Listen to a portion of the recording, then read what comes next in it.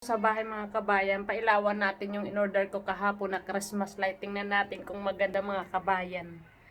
Ay wow, ayan na mga kabayan. Ayan yung pinagtiyagaan ko, inisa-isa kong idikit yung aking mga sticker.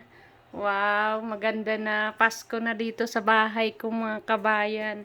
Ayan, ito din in-order ko kahapon. Ayan. Diba ang ganda? Ako lang ang mayroong Christmas decoration dito sa labas ha. Mga kapitbahay ko wala. Ayan, tingnan natin dito sa labas. Ang ganda mga kabayan. Ako'y natutuwa sa aking Christmas decoration. Ayan. Thank you Amazon. Ang bilis mong dumating yung order. Kagabi ko lang in-order. Ngayon dumating na. Ayan. Ang cute din ito mga kabayan. Oh. Sinabit-sabit ko kanina.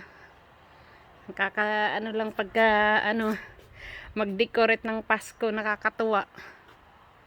Ayan, ang ganda mga kabayan. Happy ako dito sa aking dekorasyon kasi kahit malamig, naman, successful naman kahit simple lang. Ayan mga kabayan.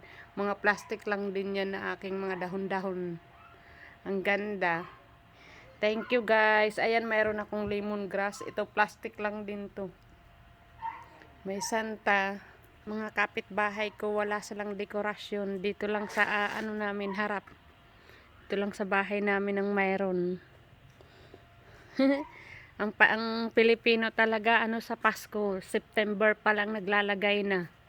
Dito after Thanksgiving, ewan ko lang baka mag-decorate din sila.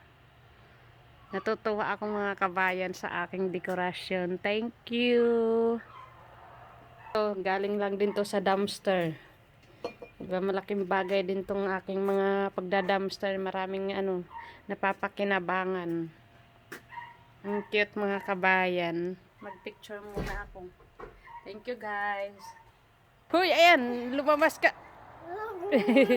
Dali, pumasok ka dun. Wala kang tsinelas, wala kang short. Dali. Pumasok ka dun.